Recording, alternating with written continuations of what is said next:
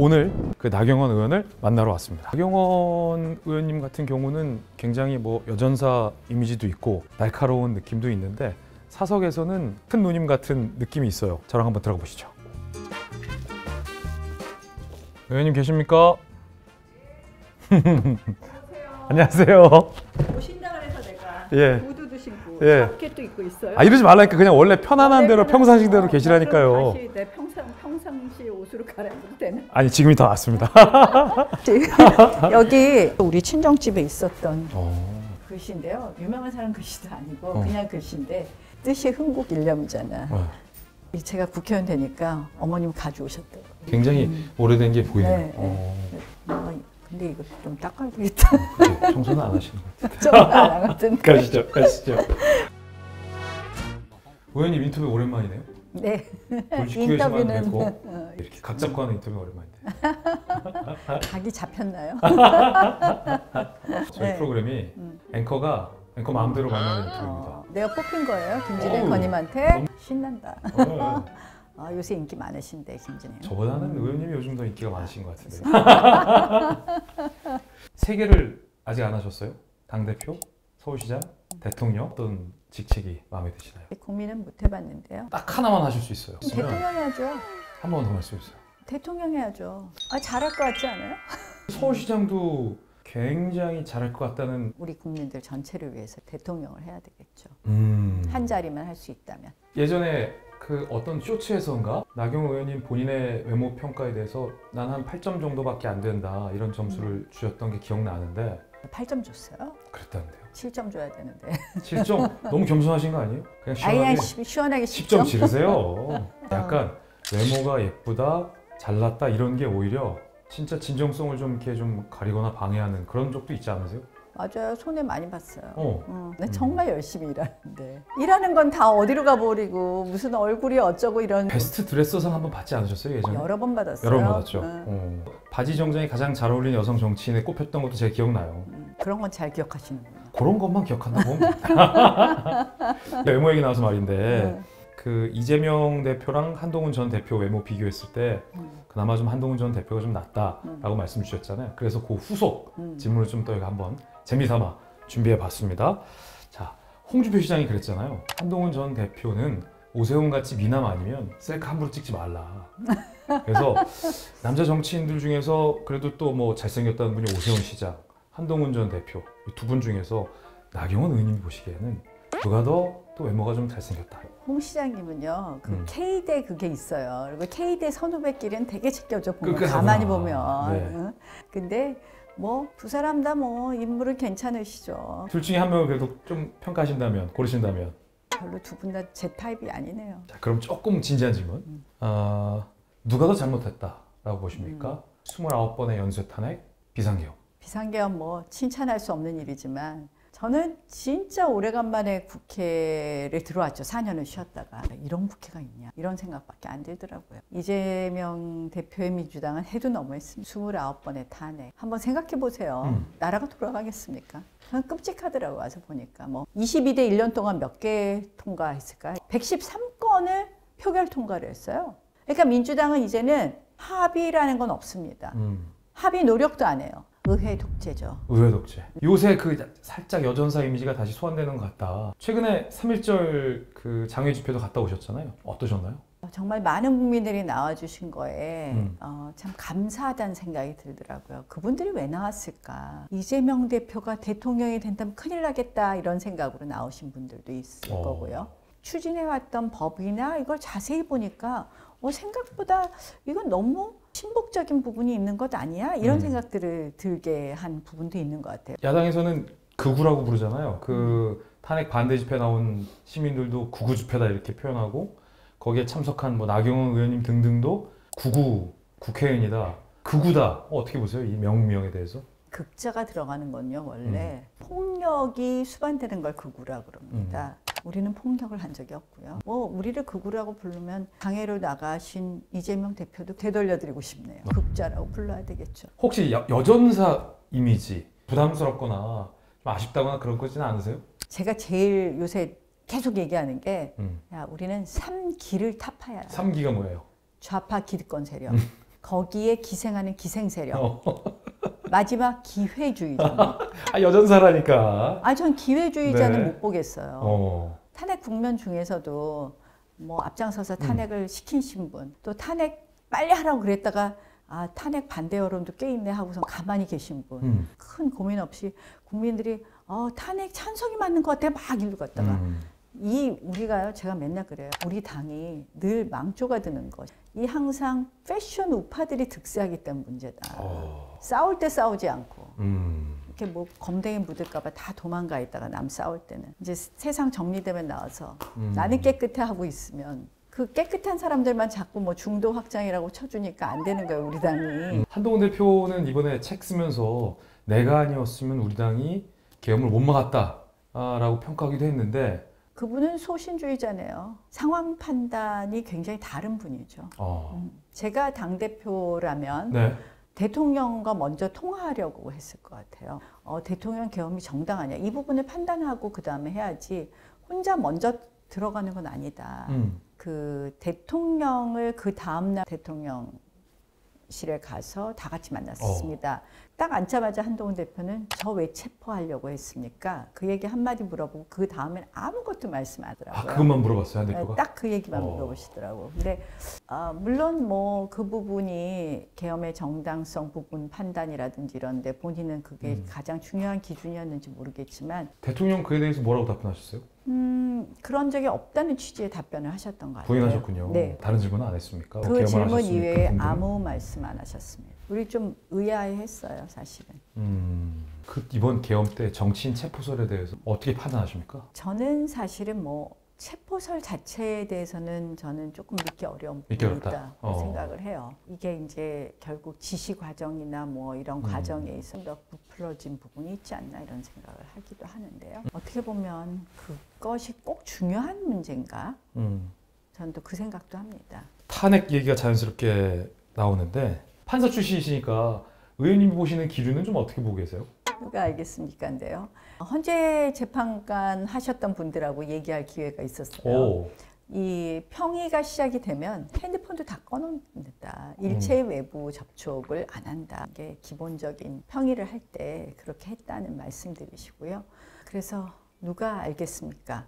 근데 그 평의 과정이 8대0은 아니었던 것 같은 8대0은 그런 아니다. 이야기들이 있었죠. 결국은 그 결론도 누구도 예상하지 못할 수 있지 않냐 이런 생각을 조심스럽게 할 수 있는 거고요. 그런 얘기 있던데 야당에서 8대0으로 무조건 탄핵 인용된다라고 하면서 이게 새로운 압박이라고 생각을 해요. 그러니까 아마 헌법재판소 내에서도 그런 서로의 압박을 할 수 있다 이렇게 생각을 하는데 만장일치가 돼야 돼. 만장일치를 해야지 국론이 분열이 안 돼. 그러면서 일종의 소수 의견들이나 이런 게 없도록 강요할 수 있다. 근데 이거는 오히려 헌법의 가치에 반한다고 생각을 하고 저는 그런 면에서 헌법재판관 한 분 한 분이 본인의 의견을 제대로 피력할 수 있는 헌법재판소가 되어야지 다양한 의견을 모으는 헌법재판소가 될 수 있다. 의원님 방에서 이제 보좌관님들이랑 비서관님들이랑 식사하실 때 통일을 하십니까? 통일 싫어합니다. 통일 싫어하세요? 제가 옛날에 초임 판사 시절에 우리 부장 판사님이 맨날 그 모밀국수와 우동을 꼭 시키시는 거예요. 근데 저는 너무 그게 싫어요. 모밀국수와 김밥을 먹든지 김밥과 냄비 우동을 먹지 왜 모밀국수하고 우동을 먹나. 그래서 제가 하루는 반기를 들고 저는 김밥과 모밀국수 했더니 화를 막 내시면서 그럼 늦게 나오잖아 그러면서 제 메뉴로 다 통일을 시키시는 거예요. 제가 그 다음 어찌 따로 시킬 수가 있겠습니까? 그래서 1년 내내 모밀국수 한 잔과 냄비 우동을 먹으면서 제가 결심을 했어요. 음식점에 가서 절대 내가 먼저 시키지 말자. 내가 높은 사람이니까. 그래서 저는 자율적으로 하는 걸 좋아합니다. 일단 비서관 얘기 한번 들어봐야겠는데 보좌관님. 진짜 김밥만 먹는다는 소문이 있던데. 아니래. 원래는 컨센서스가 좋은 거죠. 서로 토의해서 합의를 이룰 수 있으면 합의를 이루는 건데 어거지로 하면 안 된다. 어거지로는 안 된다는 거죠. 그리고 그것이 일종의 누구만 비난받는 것을 피하기 위해 뭐 이런 식의 강요가 있어서는 안 된다. 냉모밀과 뜨거운 우동을 강요해서는 안 된다. 맞습니다. 대통령 구치소에서 만나고 오셨잖아요. 그때 사람들 다 놀랐던 거 아시죠? 왜냐면 의원님 당대표 굉장히 유력했을 때 대통령실에서 공개적으로 막 반대했었잖아요. 사적으로 감정이 안 좋을 수 있겠다라는 게 일반적인 관측이었는데 나경원 의원님 면담하신 걸 보고 의외다 이렇게 놀랐거든요. 면담은 제가 먼저 요청하진 않았고요. 이제 필요하게 되면 가야지 그랬는데 오히려 그쪽에서 요청이 왔습니다. 오라고 하셔서 이제 들어가게 됐고요. 뭐라고 하시는가요? 이 계엄을 하게 된 이유 뭐 이런 말씀 많이 하셨어요. 전당대회 때 이런 사과 안 하셨어요? 대통령이? 하시겠어요. 뭘 그걸 기대하세요.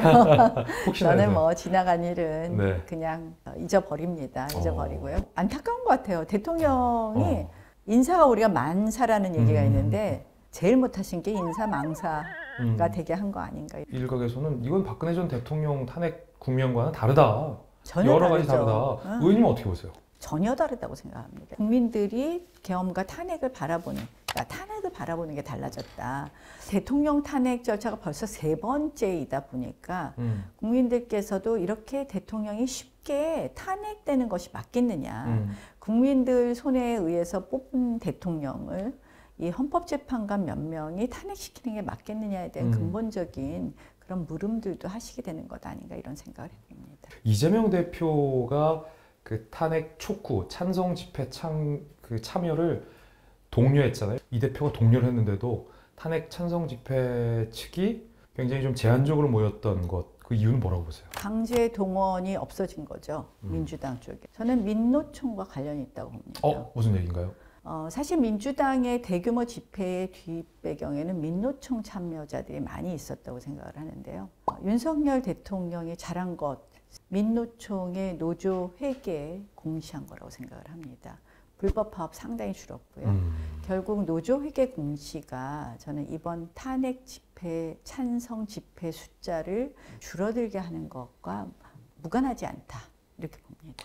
살짝 브레이킹용 질문으로 아까 빼먹은 게 있어서 사실은 이 사석에서 보면 굉장히 좀 푸근한 누님 같은 그런 어떤 누나 정치인으로서 이 사람 대선 출마는 내가 좀 애정을 갖고 말리고 싶다 하신 분 한 분을 골라주세요. 한동훈, 이준석. 둘 중에 한 명만 골라야 한 돼요? 명만 말릴 수 있습니다. 둘 다 말렸으면 좋겠는데. 한 명만 도시락 싸두고 말리고 싶다. 한동훈 대표를 불러. 이유.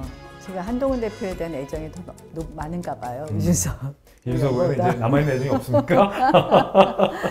이번은 안 하는 게 맞지 않겠느냐 그런 생각을 해요. 사실은 이번 계엄과 탄핵에 이르는 과정에 있어서 한동훈 대표의 책임이 가볍지 않다고 생각하거든요. 저는 지난번에 당대표도 나와서는 안 된다고 생각을 했는데 당대표가 되고 그 이후에 대통령과의 갈등이 더 첨예화되었고 그것이 어떻게 보면 이재명 민주당의 의회 독재 부분을 국민들이 인식하게 되는데 굉장한 장애가 되었고요.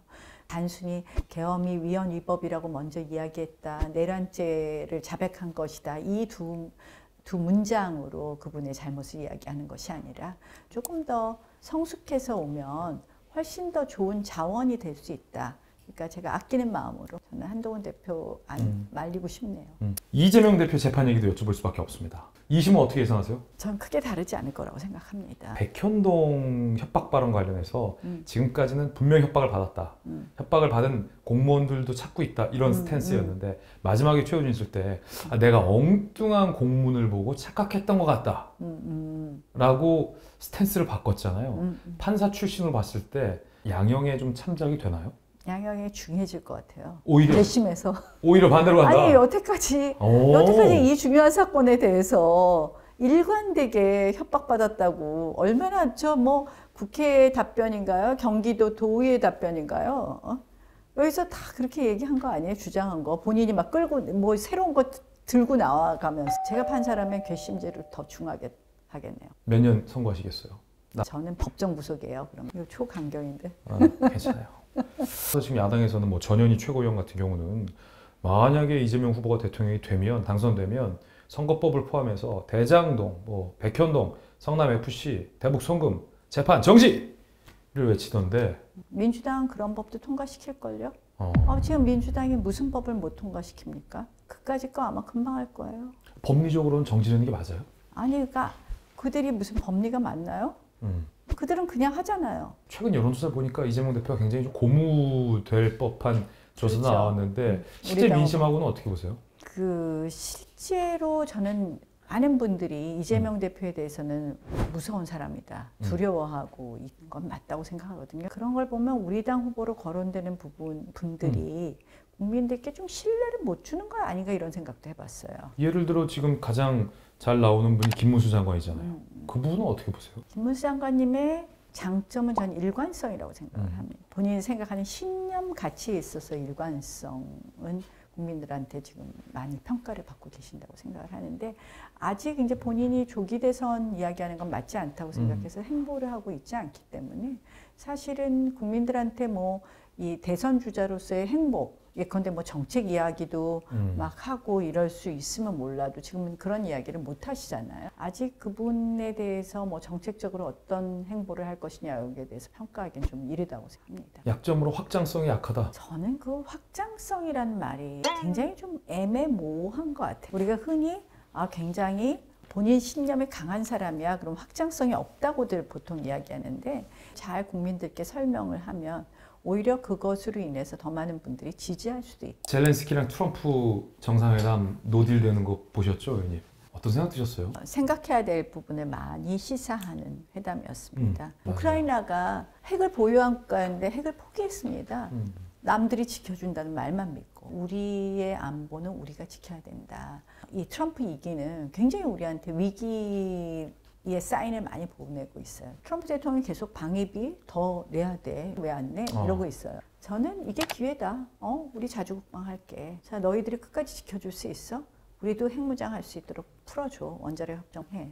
그리고 우리가 하는 핵무장은 북한 핵 포기를 위한 핵무장이야. 그렇게 해서 저는 우리도 핵을 보유하는 것을 준비해야 된다. 그래서 이번에 트럼프 대통령 취임식에 가서 미국의 조야의 주요한 분들 만나서 그 얘기를 나눴더니 나왔어요? 뭐랍니까? 할만하다. 그래요? 그리고 한번 잘 설득해봐라 행정부를. 미국 의회 의원들은 그렇게 얘기하는 의원들이 좀 있었고요. 저는 그래서 위기이자 기회다. 다음 코너는 만약 의사다. 가정이에요. 제목은 만약 내가 대통령이 된다면입니다. 만약 대통령이 된다면. 만약 의원님이 대통령에 당선된다면 공수처 개편 문제를 어떻게 해결하실 건가요? 저는 공수처는 폐지해야 되는 게 맞다고 생각을 합니다.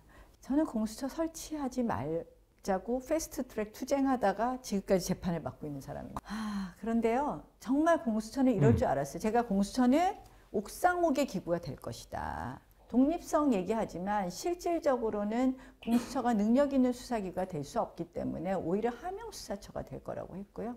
그게 여실히 지금 보여주고 있다고 생각합니다. 저는 폐지하는 것이 맞다라고 생각을 합니다. 선관위를 어떻게 구체적으로 바꾸시겠습니까? 이 선관위 조직은 근본적으로 다시 봐야 된다고 생각을 합니다. 제가 너무 재밌는 게 제가 떨어지던 선거 21대 선거에는 소위 자원봉사라고 하는 대진년 이런 애들이 와갖고 친일 청산 막 이러면서 들고 다니는 거예요. 그래서 100년 친일 청산 이렇게 썼어요. 100년을 작게 쓰고 맨날 그들이 저보고 친일파라 그러잖아요. 뭐 위안부 합의에 관한 의견 뭐 이런 거 갖고 또 그렇고 뭐 옛날에 자유대 2004년에 잘못해서 간 거 갖고 뭐 하고 뭐 친일 청산 이걸 100년 친일 청산 들었어요. 그래서 이게 뭐냐? 이거는 바로 나에 대한 비판이기 때문에 이거는 못 들게 해달라 자원봉사자들이. 그랬더니 100년이라고 썼기 때문에 괜찮다는 거예요. 100년 전의 것을 의미하는 것도 되고 100년 동안의 친일을 청산하는 거기 때문에 나경원을 특정한 게 아니라는 거예요. 그래서 우리가 친일 청산을 들었기에 여기는 민생 파탄 아웃 이걸 들었어요. 민생 파탄 아웃 문재인 정부 시절에. 그랬더니 이거는 문재인 정부를 비판하는 거니까 들지 말라는 거예요. 동작구 선관위가? 선관위가 친일 청산은 되고 민생 파탄 아웃은 안 된다 그래서 우리가 거기다 우리도 10년이라고 조그맣게 썼어요. 그동안 됐습니까? 그랬더니 본인들이 할 말이 없잖아요. 그랬더니 친일 청산도 못 되게 하더라고요. 그런 선관위입니다. 그때 달라요, 잣대가. 그때 달라요. 결국 그동안의 선관위가 한 행태를 보면 선거 사무는 제대로 했겠습니까? 아들, 딸 채용하고 자기들끼리 가까운 사람 채용하는 것이 그래야지 신뢰할 수 있다고 하는 그런 정말 썩은 조직인데 그 조직은 해체해야 된다고 생각합니다. 개헌해야 한다라고 생각하세요? 지금 헌법에서 굳이 바꾼다면 국회에 대해서 견제하기 위한 의회 해상권, 탄핵 소추권에 대응하는 의회 해상권을 일정한 조건 하에 주는 것은 어떤가 부활시킨다. 생각을 해봤습니다. 의회 해상권. 그래서 조건하에 둬야 되겠죠. 이것도 또 남발해서는 안 될 거고요. 국회에서 좀 자주 가시는 장소 좀 하나 추천해 주세요. 저요. 제가 가서 비밀 하나 알려드릴게요. 같이 가시죠. 그럼 가서 직접. 딱 알려드릴 때가 하나 있다 생각해 보니까. 네, 갑시다. 이렇게 걸어서 이 길로 걸으면 되게 기분 좋아요. 나경원의 어떤 비밀 통로군요. 모든 사람에게 공개되어 있는 뭐 우리 10,000원짜리 사건. 그리고 여기에 보통 텐트 치고 많이 우리 농성했었어요. 농성을 했었구나. 여기구나. 여기에 농성을 하면 네. 이제 여기 텐트 치고 앉아갖고 보통 여기 바닥에 앉죠. 바닥에 앉아서 이렇게 보면 태극기가 딱 보여요. 그러네요. 그리고 우와. 저 여의도가 딱 보이는데 그냥 여기 앉아서 태극기를 보면 많은 생각을 하게 하더라고요. 근데 또다시 탄핵 국면이다. 참 아픈 대한민국 국회의 역사고 대한민국 정치의 역사는. 그래서 제가 이 자리를 좋아합니다. 이 태극기를 좋아합니다.